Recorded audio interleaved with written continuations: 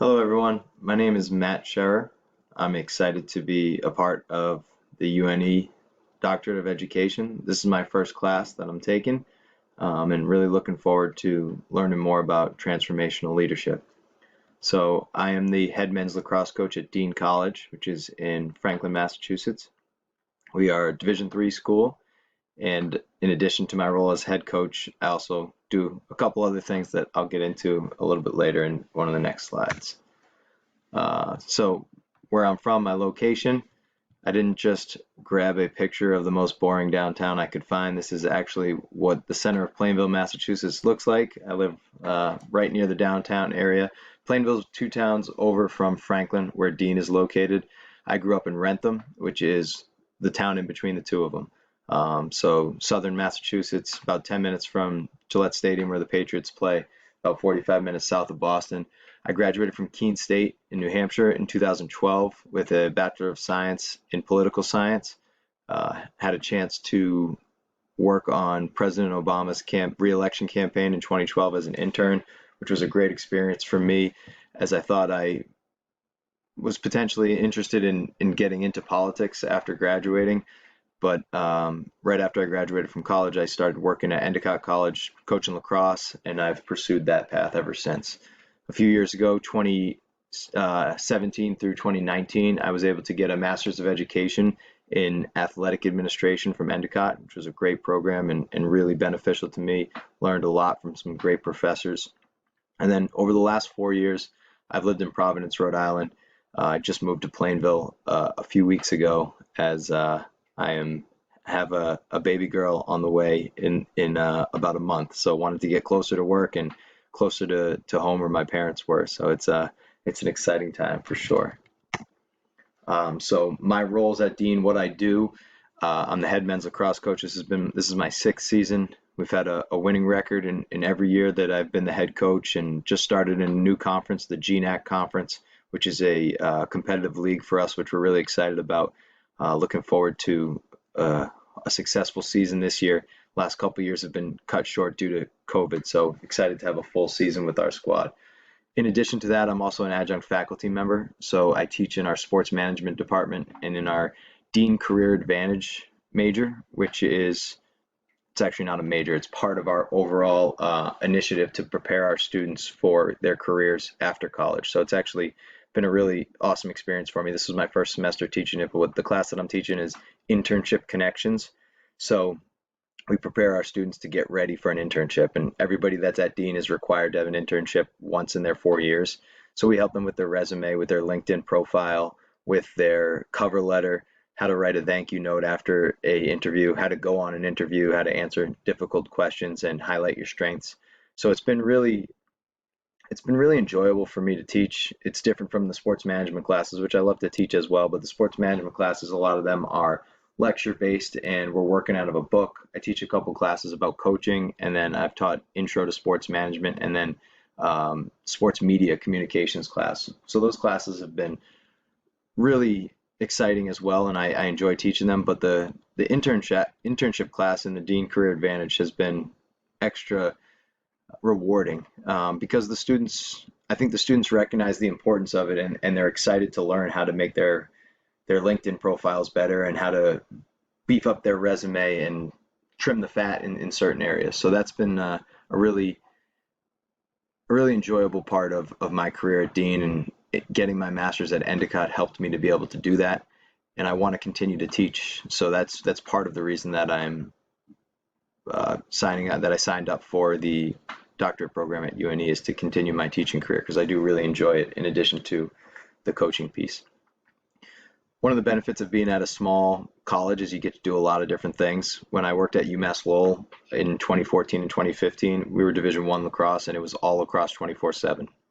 Learned a ton about lacrosse, had a lot of fun doing that. But one of the things that I realized was I really enjoy the Division III model, where you get to do other things. So I get to teach, which is great, but I'm also the assistant sports information director, and I have a large role in game day management. So I do a lot of the recaps on our website, a lot of the live stats, preparing the bios on our roster, and helping out with social media and promoting our games. And then on game day, a lot of times I'm on the sidelines making sure that we have the event staffed, that the operation is running smoothly, that the scoreboard is plugged in, and that it's showing up on the screen, and all those little things that it takes to make the experience an enjoyable one for the athletes and to make them feel that our operation is run at a high level so that they're excited to play and so that they can play at a high level. In terms of the kind of leader that I am, or that I strive to be, I kind of focus on three different things, and these are some pillars that I've snagged along the way from different sources. I strive to be relationship based in my dealings with my players and with my students and with the people that work under me in game day management and sports information. So there's a quote that I looked up and couldn't quite find the official source of it. I saw it from Teddy Roosevelt, but I also saw it from a couple other people. I got it along the way from a lacrosse coaches convention that says they don't care what you know until they know that you care. And I really think that is an embodiment of my leadership style and what I try to be as a leader. I want to make sure that my players know how much I care about them on and off the field, and my students as well, so that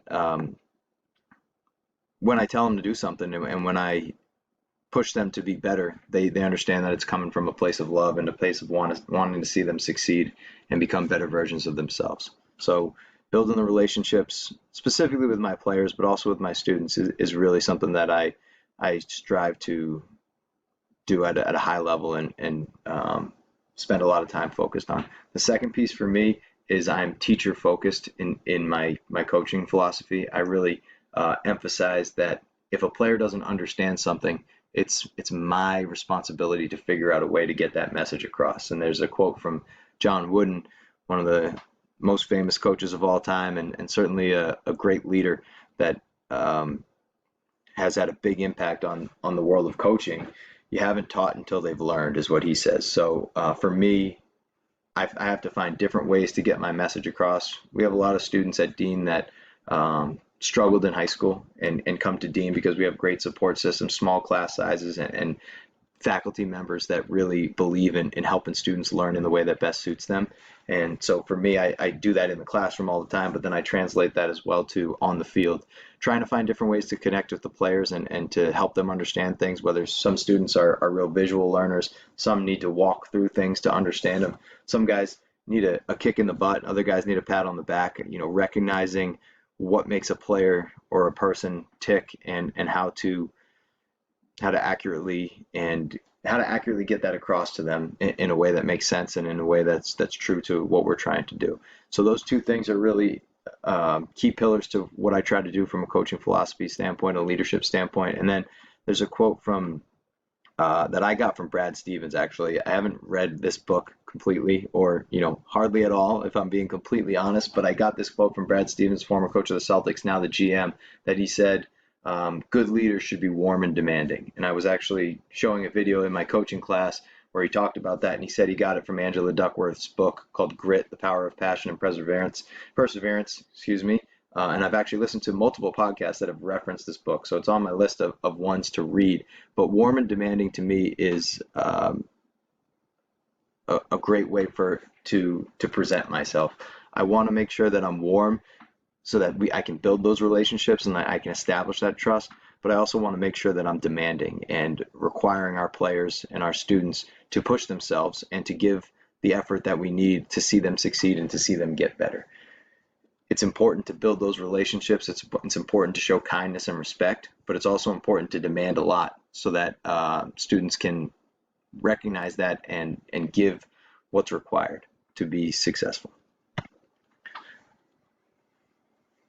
From our text, I read over many of the different leadership models and theories, and I connected with some of them, and others I didn't quite connect with. But the one that I liked the best was servant leadership, and this is a phrase that I've heard used many times before, but haven't studied. So getting to read more about it is really exciting to me. The quote that I took over, or that I took to use in this presentation, according to Greenleaf, ego spurs achievement, but leaders need to curb their own egos, convert their followers into leaders, and become first among equals.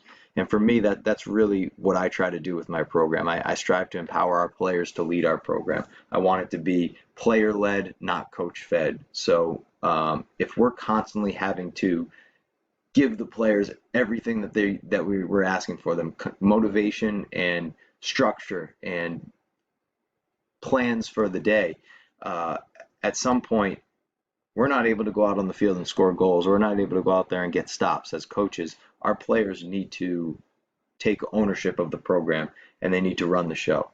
John Danowski, who's a coach at Duke University, one of the greatest lacrosse coaches in my mind in the world, constantly talks to his players about, it's your team. You guys make the decisions. And I think that's something that really struck me.